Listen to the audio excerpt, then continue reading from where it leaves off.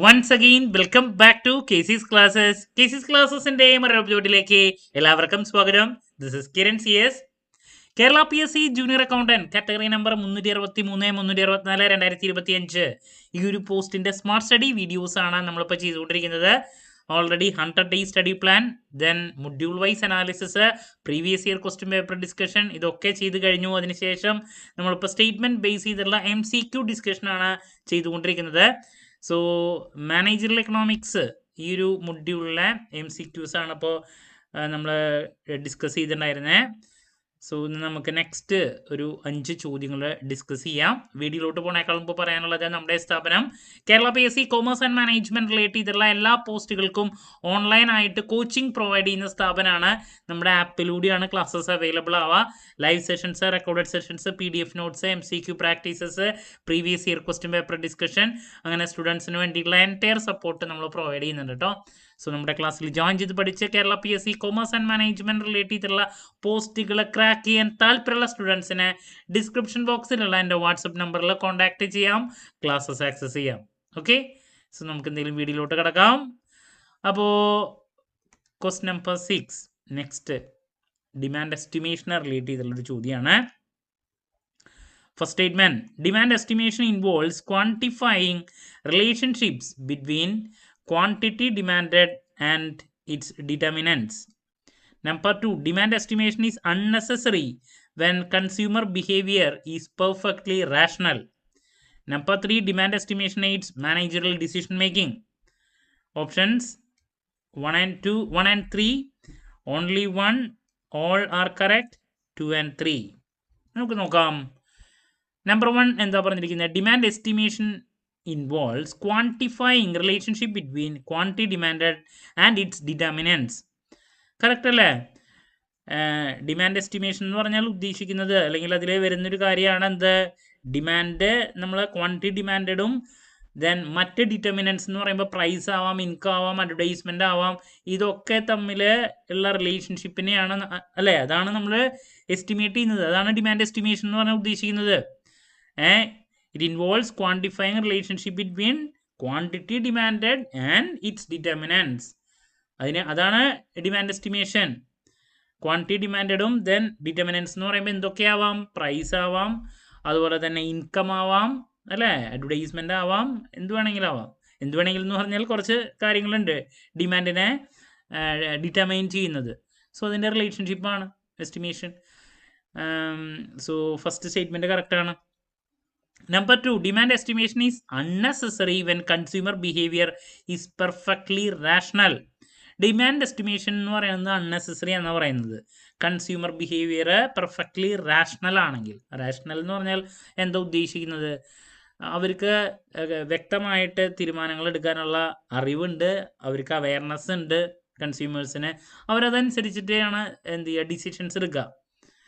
ഇപ്പോൾ ഒരു മൊബൈൽ മേടിക്കാൻ പോകുന്നേക്കാൾ മുമ്പ് എനിക്ക് ഏത് മൊബൈൽ മേടിക്കണം, ഓരോ മൊബൈലിൻ്റെയും പ്രൈസ് എത്ര, ഓരോ അതിൻ്റെ ഡീറ്റെയിൽസ്, ഇതിനൊക്കെ പറ്റിയിട്ട് വ്യക്തമായിട്ടുള്ള നോളജ് കൺസ്യൂമർ ആയിട്ടുള്ള എനിക്ക് ഉണ്ടെങ്കിൽ ഞാൻ അതനുസരിച്ചിട്ട് റാഷണൽ ഡിസിഷൻസ് എടുക്കും. അപ്പോൾ അങ്ങനെയാണ് കൺസ്യൂമർ ബിഹേവിയർ എങ്കിൽ ഡിമാൻഡിനെ എസ്റ്റിമേറ്റ് ചെയ്യേണ്ട ആവശ്യമില്ല എന്നാണ് പറയുന്നത്.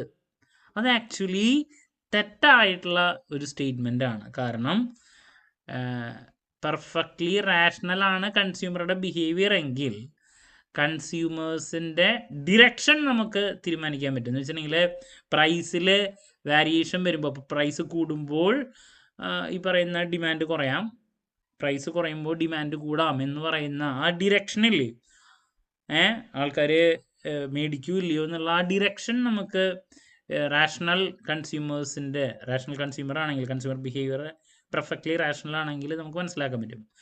ബട്ട് എത്രത്തോളം ക്വാണ്ടിറ്റി ഇവർ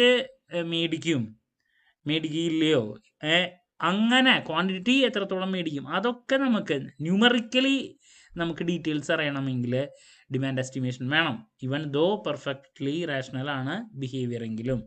അപ്പോൾ കൺസ്യൂമർ ബിഹേവിയർ പെർഫെക്റ്റ്ലി റാഷണൽ ആയതുകൊണ്ട് ഡിമാൻഡ് എസ്റ്റിമേഷൻ അൺനെസസറി ആണ് എന്ന് പറയുന്നത് തെറ്റാണ്. റാഷണൽ ആണെങ്കിൽ ഡിറക്ഷൻ മാത്രം നമുക്ക് അറിയാൻ പറ്റും. ക്വാണ്ടിറ്റി ഡിമാൻഡ് കറക്റ്റ് നമ്പർ അറിയണമെങ്കിൽ, അല്ലെങ്കിൽ ഒരു പരിധി വരെ നമുക്ക് എത്രത്തോളം ഉണ്ടെന്ന് അറിയണമെങ്കിൽ ഡിമാൻഡ് എസ്റ്റിമേഷൻ അവിടെ വേണം. അപ്പോൾ രണ്ടാമത്തെ സ്റ്റേറ്റ്മെൻറ്റ് പറഞ്ഞിരിക്കുന്നത് അത് തെറ്റാണ്. ഇനി number 3, demand estimation aids managerial decision making. അത് ശരിയാണ്, ഡിമാൻഡ് എസ്റ്റിമേഷൻ മാനേജറൽ ഡിസിഷൻ മേക്കിങ്ങിനെ സഹായിക്കുന്നുണ്ട്. സോ 1ഉം 3ഉം ആണ് കറക്റ്റായിട്ട് ഒരു ഓപ്ഷൻ എ ആണ് answer. Okay, moving to question number 7. Effective demand refers to demand backed by purchasing power. Effective demand changes with variations in income and prices. Effective demand includes speculative demand. 1 and 2 only 1, 2 and 3 all. നമുക്ക് നോക്കാം. Effective demand refers to demand backed by purchasing power. കറക്റ്റായിട്ടുള്ള statement ആണ്. ഡിമാൻഡിൽ നമ്മൾ effective demand എന്ന് പറയുന്നത് എന്താണ്, mere purchasing, mere desire, വെറുതെ ഒരു താല്പര്യം മാത്രമല്ല, ആ താല്പര്യത്തിൻ്റെ കൂടെ പർച്ചേസിങ് പവർ കൂടി, എബിലിറ്റി ടു ബൈ, അതുകൂടി വരുമ്പോഴാണ് നമുക്ക് അതിനെ ഇഫക്റ്റീവ് ഡിമാൻഡ് എന്ന് പറയാൻ സാധിക്കുക. എന്താണ്, എനിക്ക് ഒരു പ്രോഡക്റ്റിനോട് താല്പര്യമുണ്ട്, പേ ചെയ്യാൻ അയാൾ വില്ലിങ്ങോ ആണ്, എബിലിറ്റി ഉണ്ട്, അപ്പോഴാണ് അവിടെ ഇഫക്റ്റീവ് ഡിമാൻഡ് വരാം. അപ്പോൾ effective demand refers to demand backed by purchasing power, ability to buy. അതിനാണ് ഇഫക്റ്റീവ് ഡിമാൻഡ് എന്ന് പറയുക. Correct statement. ഇനി effective demand changes with variations in income and prices. അതും കറക്റ്റാ. ഇൻകം ആൻഡ് പ്രൈസിൽ വാരിയേഷൻസ് വരാമെന്ന് പറയുമ്പോൾ പർച്ചേസിങ് പവറിൽ വ്യത്യാസം വരാണ്. അപ്പോൾ ഇഫക്റ്റീവ് ഡിമാൻഡും ചേഞ്ച് ആവും. ഓക്കെ, കറക്റ്റാണ്. ഇനി effective demand include speculative demand. കുറച്ച് ബ്രോഡ് കൺസെപ്റ്റ് ആണ്. അപ്പോൾ സ്പെക്കുലേറ്റീവ് ഡിമാൻഡ് എന്ന് പറഞ്ഞാൽ ഉദ്ദേശിക്കുന്നത് ഇൻവെസ്റ്റ്മെൻറ്റ്. നമ്മളിപ്പോൾ ഫിനാൻഷ്യൽ അസറ്റ്സിലൊക്കെ ഇൻവെസ്റ്റ് ചെയ്യുന്നുണ്ട്. എന്ത് കണ്ടിട്ടാണ് നമ്മൾ ഇൻവെസ്റ്റ് ചെയ്യുന്നത്? അതിലെന്തെങ്കിലും ചേഞ്ചസ്, നമ്മൾ ഇൻവെസ്റ്റ് ചെയ്തിട്ടുള്ളതിൽ നിന്ന് നല്ല റിട്ടേൺ കിട്ടും, അതിൻ്റെയൊക്കെ ബേസിലാണ് നമ്മൾ ഇൻവെസ്റ്റ് ചെയ്യുന്നത്. അതിന് നമ്മൾ ആക്ച്വലി പറയാം റിട്ടേൺ കൂടുതൽ നമ്മൾ പ്രതീക്ഷിക്കുന്നു. ദാറ്റ് ഈസ് സ്പെക്കുലേറ്റീവ് ഡ്രൈവ് ആണ്, സ്പെക്കുലേറ്റീവ് ഡിമാൻഡാണ്. സോ ഇഫക്റ്റീവ് ഡിമാൻഡ് എന്ന് പറയുമ്പോൾ അതിൽ കൺസംഷനും അതുപോലെ തന്നെ ഇൻവെസ്റ്റ്മെൻറ്റ്, എബിലിറ്റി ടു ബൈ, ഇതൊക്കെ എന്താണ് ഈ പറയുന്ന ഇഫക്റ്റീവ് ഡിമാൻഡിൻ്റെ പാർട്ടാണ്. മനസ്സിലാവുന്നുണ്ട്?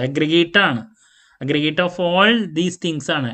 Consumption, investment, ability to invest അല്ലെങ്കിൽ എബിലിറ്റി ടു ബൈ, ഇതൊക്കെ ഇതിൽ വരുന്നുണ്ടെന്നുള്ളതാണ്. അപ്പോൾ സ്പെക്കുലേറ്റീവ് ഡിമാൻഡ് എന്ന് പറയുമ്പോൾ ഞാൻ പറഞ്ഞു, നമുക്ക് എന്തെങ്കിലും ഫ്യൂച്ചറിൽ ഒരു നല്ല റിട്ടേൺ കിട്ടുമെന്ന് വിചാരിച്ചിട്ട് നമ്മൾ ഇൻവെസ്റ്റ്മെൻറ്റ് നടത്തുകയാണ് ഫിനാൻഷ്യൽ അസറ്റ്സിലൊക്കെ, അല്ല റിട്ടേൺ ഉണ്ടായിരിക്കും എന്ന് വെച്ചിട്ട്.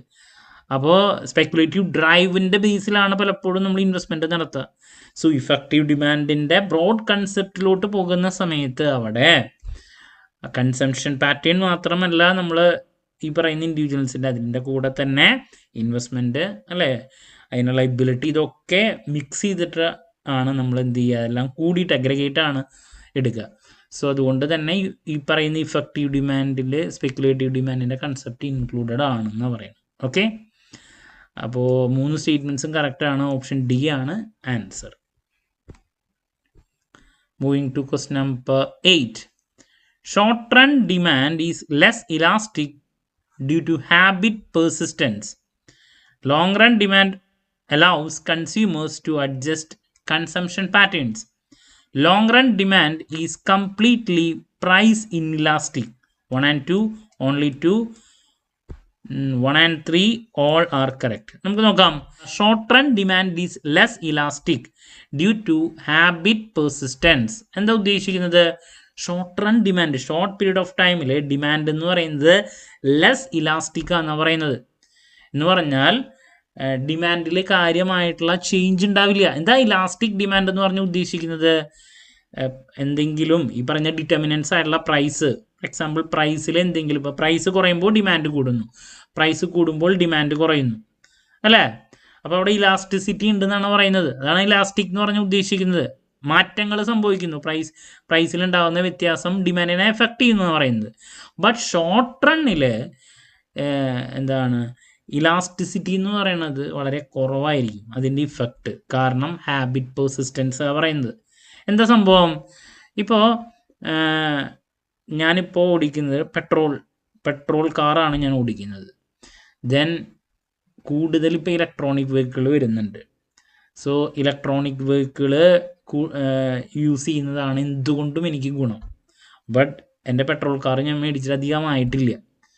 സോ അവിടെ സംഭവിക്കുന്ന എന്താ, സംഭവം ഇലക്ട്രോണിക്കിനാണ് അവിടെ ബെനഫിറ്റ് എങ്കിലും ഞാൻ യൂസ് ചെയ്യുന്നത് പെട്രോളാണ്, ഞാൻ മേടിച്ചിട്ട് അധികമാവാത്തത് കൊണ്ട് തന്നെ എൻ്റെ ഹാബിറ്റ് എനിക്ക് പെട്ടെന്ന് ചേഞ്ച് ചെയ്യാൻ സാധിക്കില്ല. സോ ഞാൻ ലോങ് റണ്ണിൽ കുറച്ച് കഴിയുമ്പോൾ ഇലക്ട്രോണിക്കിലേക്ക് മാറാം. ബട്ട് അറ്റ് പ്രസൻറ്റ് ഞാൻ ഈ പറയുന്ന പെട്രോൾ തന്നെ ആയിരിക്കും യൂസ് ചെയ്യുക. അപ്പോൾ ഇലക്ട്രോണിക് വെഹിക്കിൾ ചിലപ്പോൾ പ്രൈസ് സബ്സിഡിയോ അല്ലെങ്കിൽ കുറേ കാര്യങ്ങൾ കൊണ്ട് ചിലപ്പോൾ അതായിരിക്കും ബെനഫിറ്റ് എങ്കിലും എനിക്ക് പെട്ടെന്ന് ചേഞ്ച് ചെയ്യാൻ പറ്റില്ല. അതാണ് ഹാബിറ്റ് പെർസിസ്റ്റൻസ്. അതുകൊണ്ട് ഇലാസ്റ്റിസിറ്റി എന്ന് പറയുന്നത് ഷോർട്ട് റണ്ണിൽ കുറവായിരിക്കും. മനസ്സിലായോ? നേരെ മറിച്ച് ലോങ് റണ്ണിൽ നമുക്കിത് മാറ്റാനുള്ള ടൈം അവൈലബിൾ ആണ്, ടൈം ഉണ്ടെന്നുള്ളതാണ്. ഷോർട്ട് റണ്ണിൽ കുറവാണ്. അപ്പോൾ ആദ്യത്തെ സ്റ്റേറ്റ്മെൻറ്റ് കറക്റ്റാണ്. ഷോർട്ട് റണ്ണിൽ ഡിമാൻഡ് ഇലാസ്റ്റിസിറ്റി എന്ന് പറയുന്നത് കുറവാണ്. എന്തുകൊണ്ടാണ്? Habit persistence. നമുക്ക് പെട്ടെന്ന് ചേഞ്ച് ചെയ്യാനുള്ള സമയം അങ്ങോട്ട് കിട്ടുന്നില്ല, അതുകൊണ്ട്. അതാണ് ആദ്യത്തെ, കറക്റ്റാണ്. Number 2, long run demand allows consumers to adjust consumption pattern. Long റണ്ണിൽ ആക്ച്വലി ഇത് പോസിബിളാണ്, കൺസ്യൂമേഴ്സിന് അഡ്ജസ്റ്റ് ചെയ്യാൻ പറ്റും consumption pattern. Long run demand അത് ശരിയല്ലേ? സമയമുണ്ട്. ഇനി long run demand is completely price inelastic. അത് തെറ്റല്ലേ? Long run demand is completely price inelastic അല്ല, പ്രൈസ് ഇലാസ്റ്റിക്കാ. ലോങ് റണ്ണിൽ നമുക്ക് എന്താണോ നമ്മുടെ താല്പര്യം, നമ്മുടെ പ്രിഫറൻസ്, അതനുസരിച്ചിട്ട് നമുക്ക് സാധനങ്ങൾ മേടിക്കാനുള്ള ഓപ്ഷൻ ഉണ്ട്, കൺസംഷൻ പാറ്റേൺ മാറ്റാനുള്ള ഓപ്ഷൻ ഉണ്ട്.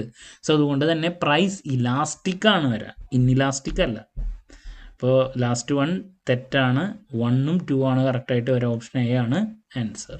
Okay, moving to question number 9. Notional demand reflects desired consumption regardless of constraints. Effective demand considers income and market prices. Notional demand is directly observable in the market.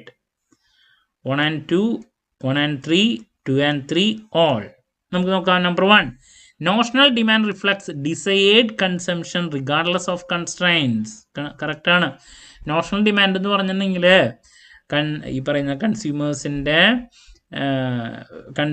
ഒരു സാധനം മേടിക്കാനുള്ള താല്പര്യം, desire മാത്രമാണ് notional ഡിമാൻഡിൽ നമ്മൾ മെയിനായിട്ട് എടുക്കുന്നത്.